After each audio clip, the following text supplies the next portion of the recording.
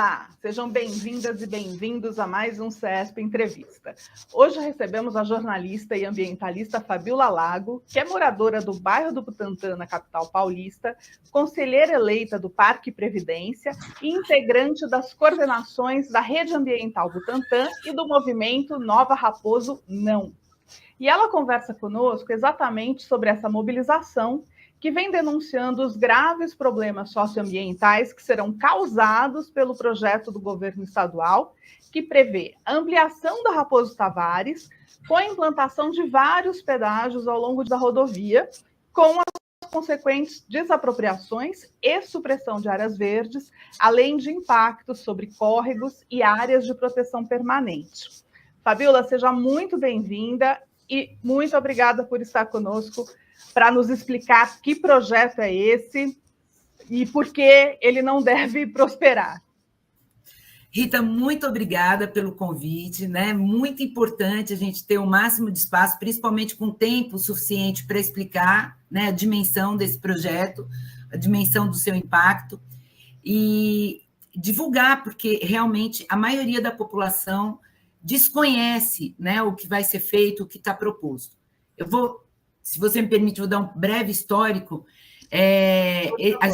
Os moradores aqui da região, né, e dos municípios de Cotia, Vargem Grande, por onde vai passar essa obra, nós só ficamos sabendo desse projeto pelo jornal. Saiu uma matéria no Estadão, no dia 9 de abril, né, e aí dizia, né, que ia alargar, que ia ampliar, colocar mais 2 pistas de cada lado, e aí houve uma mobilização muito rápida. Em 4 dias, a gente fez uma reunião online, com mais de 100 pessoas participando, e ali foi criado o Movimento Nova Raposo. Vamos lá, o que prevê esse projeto? Esse projeto vem desde Vargem Grande, né, o que a gente que o movimento consegue abranger é de Cotia para cá, e ele prevê 2 faixas marginais ao longo da Raposo, né? 25 metros para cada lado. Imediatamente, esses 25 metros para cada lado, né, com uma pista e mais uma marginal, ela afeta 445 lotes de imediato. Só que a gente sabe que uma obra não é só os 25 metros, né? Você vai ter movimentação de terra, os lotes não acabam ali.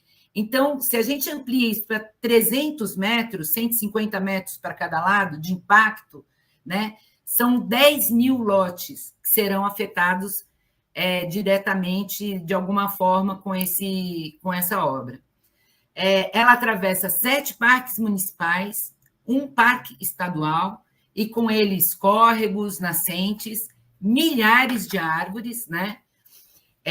Isso tem um impacto imediato no microclima da região, porque essas árvores todas elas têm um serviço ambiental de sequestro, né, de toneladas de carbono que são expelidos, né, emitidos por esses milhões de carros que passam, milhares de carros que passam diariamente. Quando você menciona 10 mil lotes, são 10 mil propriedades, né?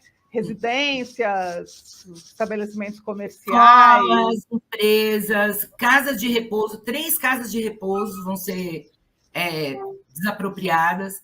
Tem uma comunidade inteira que chama Comunidade Piemontese, que tem 1.000 famílias, né? Que já é no último trecho na divisa de São Paulo com Osasco ali, que são pessoas que estão em condição extremamente vulnerável, assim, porque não tem nenhum documento ainda de propriedade. Quer dizer, para onde vão essas pessoas? Sem indenização? Elas serão indenizadas?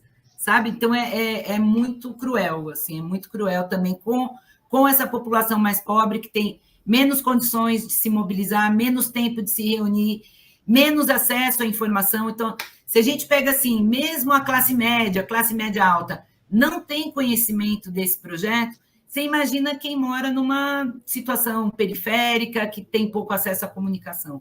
E, além disso, tem um impacto financeiro imenso de 12 pedágios previstos desde Vargem Grande. A gente fez uma conta, um trabalhador mora em Vargem Grande e passa pela rodovia diariamente, ele vai gastar R$ 760 por mês só de pedágio, né? Que é uma coisa absurda.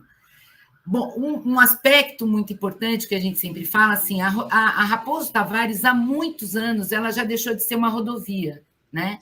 Tanto para Cotia como para São Paulo, ela, na verdade, é uma grande avenida urbana, né? Ela tem adensamento, né? Ela tem, né? Foram construindo loucamente isso também, sem prever o impacto. Aí, assim, verticaliza tudo, enche de pessoas, de carros, e depois... Claro, a rodovia não dá conta. Por quê? Porque não foi planejado, né?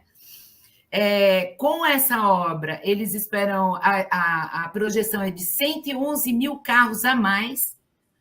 Atualmente, são cerca de 96 mil. Então, vai ser mais do que o dobro de carros diariamente nesse trecho, né? Então, aí você imagina a emissão de carbono que vai ter, todo o impacto. E o que é pior, assim, o grupo rapidamente se organizou, né, e o Butantã é uma área que tem muitos professores, muitas pessoas ligadas à universidade. A gente criou um GT técnico que tem urbanistas, tem arquitetos, geólogos, ambientalistas, que se juntaram para fazer um estudo desse anteprojeto. É um anteprojeto quase que um PDF do Google Maps com canetinhas, assim. Ele não tem o detalhamento, né? E eles já mudaram algumas coisas conforme o movimento e a população foi apontando os abusos, né? E as coisas absurdas, eles foram dando uma mudadinha. Então, o projeto final só será apresentado com um leilão, né? Aí sim vai ter um projeto executivo. Fabiola, só para a gente entender um pouco, digamos assim, o geral. É um projeto do governo do estado de São Paulo, mas a obra vai ser feita pelo poder público e depois concedida à iniciativa privada para operar, ou vai ser um leilão para que o ente privado... O ente privado que tem uma outorga, né, como toda concessão, e aí 9 bilhões, aí vai ter financiamento, claro, do governo, financiamento público, para realizar, e depois, obviamente, eles vão querer esse retorno em forma de pedágio e tal. Então, tem investimento público e privado nessa realização. É uma parceria público-privada com custo estimado de 9 bilhões de reais. 9 bilhões de reais. Cuja origem dos recursos ainda não tem... Não está clara. Não está clara. A definição. Esse projeto, você disse, os próprios moradores que sofrerão todos os impactos dele, ficaram sabendo por notícia de jornal. Ele oficialmente existe desde quando? E qual que é a previsão para ser implantado, acontecer o leilão? Foi tudo muito atropelado, né? A gente não teve tempo de participação pública. O governo gosta de dizer assim, mas nós abrimos para contribuições online, né? E, assim, num prazo muito curto, e mesmo assim a gente mobilizou o máximo as pessoas para dizer não, para suspender, porque ninguém estava sabendo e tal. Até hoje, Rita, a gente não teve acesso a essas contribuições online. Então, assim, o governo utiliza esse argumento para dizer que houve participação, mas ele não diz o que essas contribuições disseram, o que também contraria a lei, né? O leilão está previsto para 28 de novembro e a previsão são 9 anos de obras. Então, isso é muito importante dizer, porque muitas pessoas, principalmente de bairros, condomínios ali de Cotia, que sofrem a Raposo, e a gente não é louco, a gente sabe que existe um problema na Raposo, né? Porque tem gente que acha que o movimento assim, nossa, mas existe um problema e ele pode ser solucionado, mas não com ampliação de vias, né? E aí muita gente fala assim, não, eu pago o pedágio porque vai fluir o trânsito. Não vai fluir, não tem como. Assim, carro é que nem gás, quanto mais espaço tiver, mais vai ocupar. E quando chegar ali no final da Raposo, que entrar ali na Sapituba, não tem mágica, ali vai entupir tudo de novo, sem dizer que vai entupir todos os bairros no entorno, porque o que as pessoas vão fazer? Elas não querem pagar pedágio, elas vão nessas marginais, que agora o governo colocou no anteprojeto, que vai ter uma faixa exclusiva de ônibus, então vai ter uma pista só para todo mundo que não quer pagar pedágio ou que precisa se locomover entre bairros. Então, assim, não tem como dar certo isso. O projeto, aparentemente, é um contrassenso com a realidade que nós vivemos, porque, obviamente, todo o esforço atual é para diminuir a quantidade de automóveis e melhorar o transporte público, por questões de mobilidade e por questões ambientais também, né?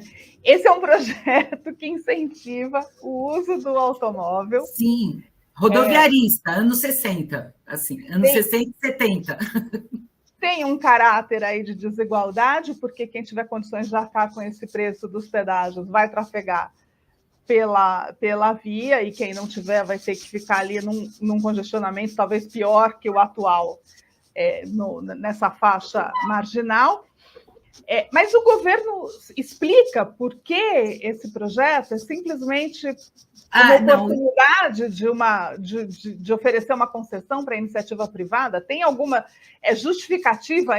A principal justificativa é que existem muitos acidentes com morte, né? Assim, agora, se você aumenta carro, você vai ter mais acidente, né? Assim, de moto, etc. Não tem faixa prevista para o motoqueiro, então também não é um argumento absolutamente furado. E o que ele diz é que ele agiu dentro da lei. Assim, o que a lei pedia de divulgação e participação popular, eles fizeram, ou seja, botaram no Diário Oficial, fizeram 2 audiências, que incrivelmente não pegam os 2 trechos mais afetados, ou seja, São Paulo, né, Butantã e Cotia não participaram dessas audiências, e eles dizem que estão dentro da lei, o que não é verdade, né? Eles estão passando por cima, por exemplo, da lei da revisão de lei de zoneamento, que foi uma batalha o ano passado, né, para toda a população de São Paulo, para assegurar suas áreas verdes, para não ter mais verticalização, enfim. Ele simplesmente ignora. O prefeito, a gente mandou uma carta pedindo posicionamento, né, porque, afinal de contas, daqui é a cidade de São Paulo, o município, tem uma lei aqui, nunca obtivemos resposta, nunca. Assim, sabe? Foi absolutamente sobre os pedágios. Imagina, só aqui no trecho de Cotia para Butantã, são 6 pedágios, né? Imagina a quantidade de pessoas que passam. Não temos nenhum posicionamento em relação a isso. Passa por cima da Agenda 2030, da qual o Estado e a cidade são signatários. Passa por cima do Estatuto da Cidade, que prevê que qualquer obra, projeto de impacto, tem que ter participação popular. E a gente tem, Rita, mecanismos diversos, né, garantidos. A gente tem o Conselho de Desenvolvimento de Meio Ambiente Sustentável, de Cultura de Paz, que são os CADs. Ninguém consultou os CADs. Tem o CPM, que é o Conselho Participativo Municipal, aqui do Butantã, não teve nenhuma pauta, sabe? Não teve nenhuma consulta. E não teve nenhuma consulta à sociedade como um todo, né? O que dizem os urbanistas, o que diz a universidade, o que diz a academia, o que diz o sindicato dos engenheiros, né? Sobre essa obra, né? Que causa impacto, que mexe com recursos públicos da ordem de bilhões, né? Que impacta milhões de pessoas, porque a gente está falando de Cotia e Butantã, dá cerca de 800 mil pessoas, mas não são só essas pessoas que usam a rodovia, né? Diariamente, milhares de pessoas, milhares de empresas circulam pela rodovia e vão ser impactadas, né? Diretamente pelo valor do pedágio, quer dizer, vai ter tarifa de ônibus mais alta, você vai ter fretes, né? Todo esse setor, esse segmento de logística vai ser impactado com isso. Então, ninguém ganha, né? Só quem ganha é a concessionária, porque é um dinheiro muito bom de se ganhar, né? Você bota um pórtico lá, né? Que isso é uma outra questão, que é um pórtico super criticado, porque você não tem uma cabine, então você passa com o carro lá. E depois você que se vire para procurar o boleto de quantas vezes você passou. Isso já tem dado problema lá em Santos, no litoral paulista, que eles colocaram esse sistema e as pessoas recebem a multa, são multadas porque não pagaram a multa, das quais elas nem tinham conhecimento. Então, uma máquina de fazer dinheiro muito rápido, né? além do que a gente vai ver ali de impacto, as árvores que vão sair do caminho, as áreas de proteção permanente, etc., o que isso representa para o agravamento da crise climática que a gente vem enfrentando, e hoje já inegável, e com efeitos já catastróficos, como a gente viu no Rio Grande do Sul, por exemplo. Isso já, vocês conseguiram dimensionar isso? A gente acha que, primeiro, isso é um trabalho do governo, né? Tem que ter relatório ambiental, por exemplo, uma obra desse tamanho, a primeira coisa que tinha que ser feita é assim, vamos ver qual é o impacto, né? E depois a gente coloca se vai fazer parceria público-privada, concessão ou não. Não foi feito isso. Então, o que a gente sabe? Que são milhares de árvores, tem córregos, né? Pelo menos 8 grandes córregos, né? Que seriam impactados, que estão dentro de parques e tal, sem falar de nascentes. E toda essa área aqui, inicial da Raposo Tavares, que tem árvores cinquentenárias, ou mais que isso, talvez centenárias, né? Que são imensas. Elas têm um serviço ambiental impressionante. Por exemplo, está comprovado lugares que têm arborização, eles chegam, assim como é o caso onde tem os parques aqui, a gente chega a ter 2, 3 graus a menos quando está no verão, no calor, do que no resto da cidade. E o professor Ivan Maglio, que tem sido um parceiro incrível aqui do Movimento Nova Raposo, tem feito vários estudos, ele fez uma projeção de como seriam os eventos extremos climáticos no caso da Grande São Paulo. O que está previsto aqui para a nossa região? Seca extrema, quer dizer, falta de chuva, a gente já viveu isso esse ano, né? Aumento da temperatura. Rita, a gente teve invernos louquíssimos esse ano, né? A gente teve variação de temperatura, a gente não sabia se botava shorts de manhã ou casaco à tarde, no dia seguinte. Quer dizer, e isso tende a piorar, né? Agora, imagine se você ainda detona, desmata milhares de árvores e coloca concreto, que é uma infraestrutura cinza, que vai contribuir para o aumento da temperatura, aqui vai virar um inferno, assim, né? Vai ser uma coisa insuportável, né? Você vai tirar a permeabilidade, quer dizer, cada vez que você mexe no solo, que você tira a terra, que você bota mais asfalto, você também tira mais a água do lençol freático, que desce ali, que ela tem drenagem. Então, é muito grave.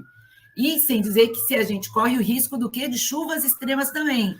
Então, fica seco, aí depois vem aquela chuva extrema, como a gente já viu em vários lugares, com impactos muito fortes, muito tristes, muito trágicos, que vai fazer o quê? Alagamento, porque com concreto a água não desce, ela vai alagar em algum lugar, né?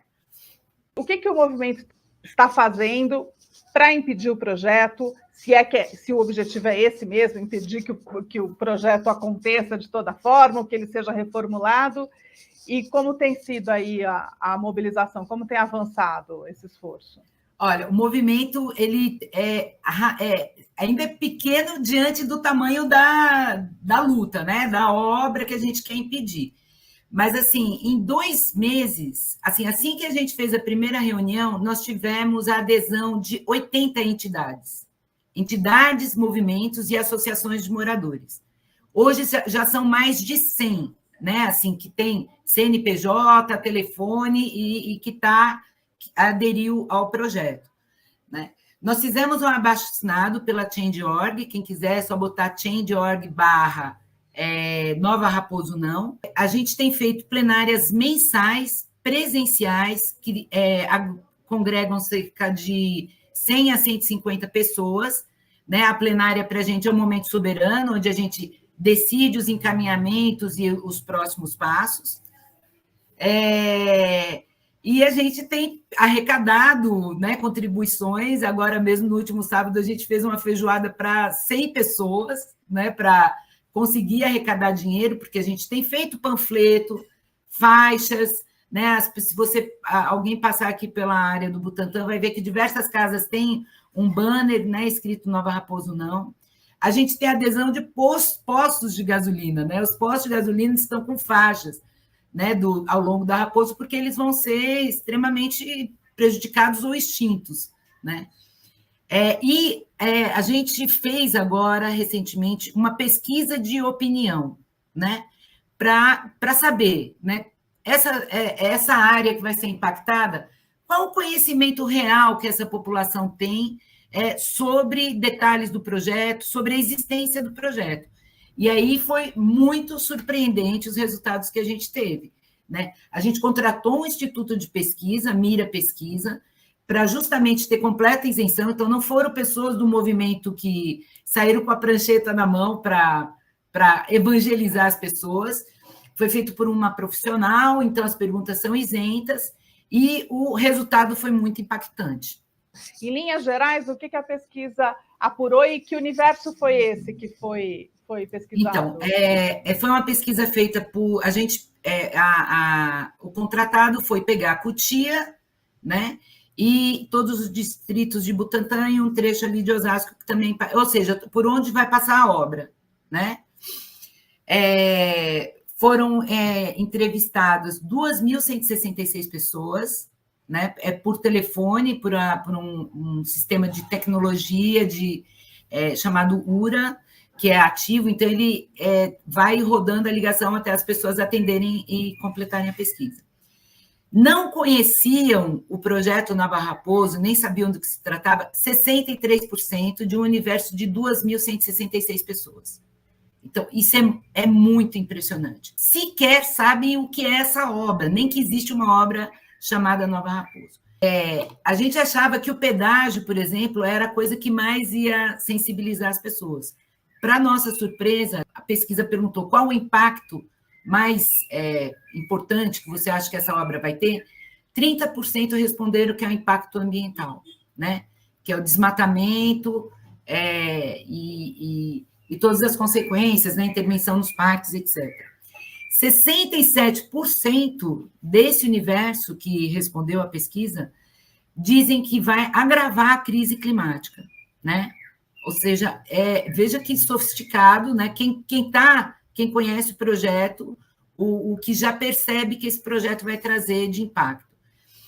Nos surpreendeu muito o caso de quem tem carro próprio, né? Quem dirige diariamente na Raposo Tavares, né? Que a gente achou, bom, essa pessoa que pega o carro todo dia vai achar que, beleza, vai ampliar e tal. 49% das pessoas que têm carro próprio ou moto acham que a alternativa melhor é ter um transporte público de massa. E 32%, aqui perguntado já sobre as alternativas, 32% é corredor de ônibus, né, faixa exclusiva para ônibus.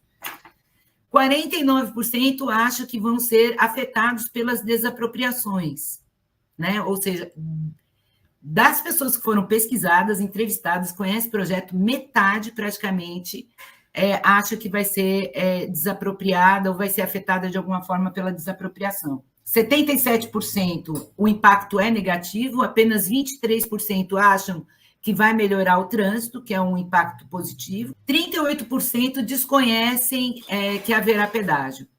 Outra providência que o movimento teve, claro, foi do ponto de vista jurídico. Então, a gente entrou com uma notícia-fato no Ministério Público, mostrando esses estudos de impacto ambiental, né, por especialistas, por profissionais da área, que estão trabalhando para o movimento, trabalhando não formalmente, né, mas como voluntários, e a gente acabou de anexar essa pesquisa também a esse processo, mostrando, né, o total desconhecimento da população em relação a esse projeto.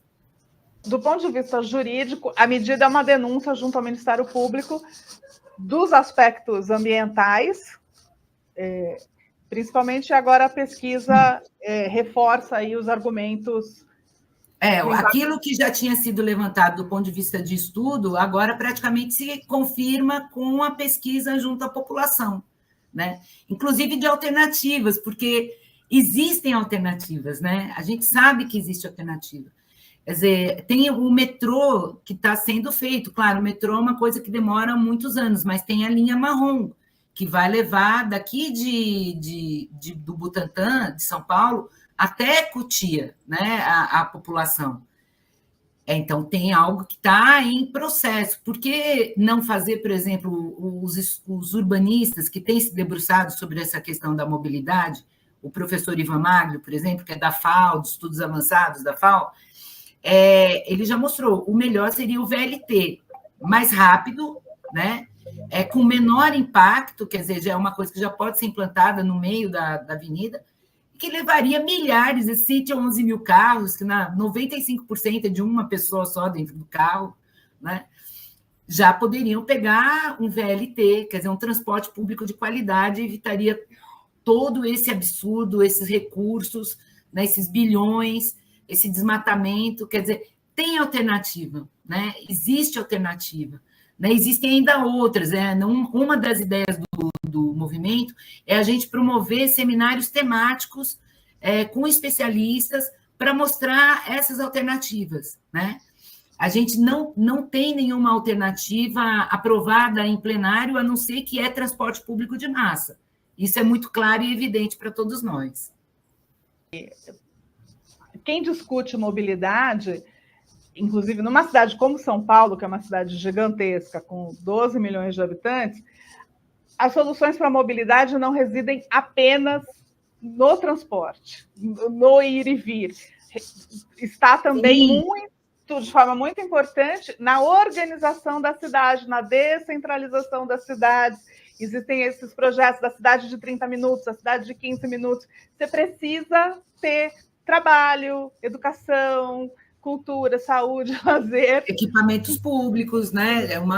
Com certeza, com certeza. E emprego, sobretudo porque as pessoas, o que mais faz com que as pessoas se desloquem de maneira desconfortável, insegura, perdendo tempo, qualidade de vida, e etc., é a necessidade de trabalhar. Então, eu acho que o que eu acompanho dessa questão como jornalista... De uma área, né, muito específica. Assim, a única coisa que não se defende hoje é aumentar a quantidade de automóveis nas ruas. Então, é surpreendente. Vai na contramão, né, Rita? Assim, você vê todos os países estão aí preocupados em fazer cidades de esponja, né? De estar preparados para os eventos climáticos, diminuir o número de carros, né? Quer dizer, toda uma preocupação, e aqui a gente vai na contramão da história, não vamos botar mais carro. Quer dizer, realmente uma coisa muito, muito grave, muito cruel, né? E de ignorar. A gente está passando por um momento muito delicado, né, gente? E calor mata. Assim, as pessoas. Claro que quando a gente vê uma enchente, como uma tragédia, como a gente viu no Rio Grande do Sul, você vê né, as casas, você vê as pessoas desalojadas, mas já tem estudo dizendo que o calor mata mais até do que alagamentos e enchentes. E vai matando aos poucos, porque o calor afeta diretamente sua saúde, né? Quer dizer, até que tipo de ar-condicionado a gente vai ter que ter em 5 anos, em 10 anos? Quem pode comprar um ar-condicionado? É esse o caminho? Ou é a gente plantar mais árvores, né? Ou é a gente diminuir o concreto, a gente fazer jardins de chuva? Quer dizer, as alternativas estão aí, elas são possíveis, né? A gente gosta muito de falar sempre nas entrevistas, em qualquer lugar, assim, nenhuma árvore a menos, né? É uma coisa que a gente tem que ficar muito ligado, porque tem um discurso muito populista, como a gente viu agora recentemente, né? Nesse último apagão que teve por causa do vendaval, que parece que as árvores que são culpadas, né? Então, assim, não, vamos ter que tirar a árvore, porque a árvore vai cair no meu carro, porque vai derrubar o fio. Não, as árvores têm que ser bem cuidadas, né? As árvores têm que ter espaço para suas raízes. A gente tem que saber que árvore a gente vai colocar nas nossas calçadas, né? Não é qualquer árvore. A gente tem que cuidar, tem que podar corretamente essas árvores. Então, existe solução que é muito simples, que é plantar, preservar o verde, né? Manter nossos córregos, trazer as nascentes para cima, né? Tem movimentos incríveis em São Paulo, o Rios e Ruas, o Águas Urbanas, que discute o quê? A gente precisa, São Paulo é uma terra, uma cidade em cima de mais de 300 rios e córregos. Onde eles estão? Imagina como seria lindo, né? E como seria muito mais fresco a gente né? No nosso bairro ter uma nascente, ver essa água limpa, cuidar dessa água, né? Água não é sujeira, né? Não é lama, não... A água é vida, né? E pode trazer muito mais saúde, clima e bem-estar para a gente. Como é que as pessoas podem ter mais informação sobre o projeto, sobre o movimento Nova Raposo Não e, eventualmente, se integrar ao movimento? Quais são os caminhos para isso? Sim, precisamos de todo mundo. A gente tem um Instagram com mais de 5 mil seguidores, né? @Nova Raposo Não. É lá o nosso principal veículo de comunicação do que está acontecendo. Nós temos um grupo de WhatsApp com 400 pessoas, né? A gente tem grupos separados por trechos da Raposo de mobilização. Então, tem um GT de mobilização em Cotia, tem um no Rio Pequeno, tem outro na metade da Raposo e tem outro no início da Raposo, né? Que é para justamente ter habilidade, ter velocidade para ações locais. Né? Então, a gente tem até passado carro de som nos lugares para mostrar milhares de panfletos, adesivos de carro. Então, as pessoas podem ir no nosso Instagram e pedir para ser adicionado no grupo de WhatsApp. Fabiola, muito obrigada pela disponibilidade e pela atenção de vir aqui nos contar sobre essa novidade aí, que é novidade para muita gente em São Paulo, em Osasco, em Cotia, em Vargem Grande, mas que vai afetar diretamente a vida não só dessas pessoas que moram nesses locais, mas da cidade como um todo, porque São Paulo já tem tantos problemas nessas áreas e certamente essa mudança na Raposo Tavares vai impactar todo mundo. Muito obrigada. Eu que agradeço, Rita, agradeço o espaço, né? Muito obrigada ao Sindicato dos Engenheiros do Estado de São Paulo. Obrigada a você por nos ajudar a divulgar essa luta aí. Estamos juntas. E muito obrigada também a você que acompanha mais esse CESP Entrevista. Fique sempre ligado no canal do CESP para conteúdos importantes, relevantes, como essa entrevista com a jornalista e ambientalista Fabiola Lago. Até a próxima!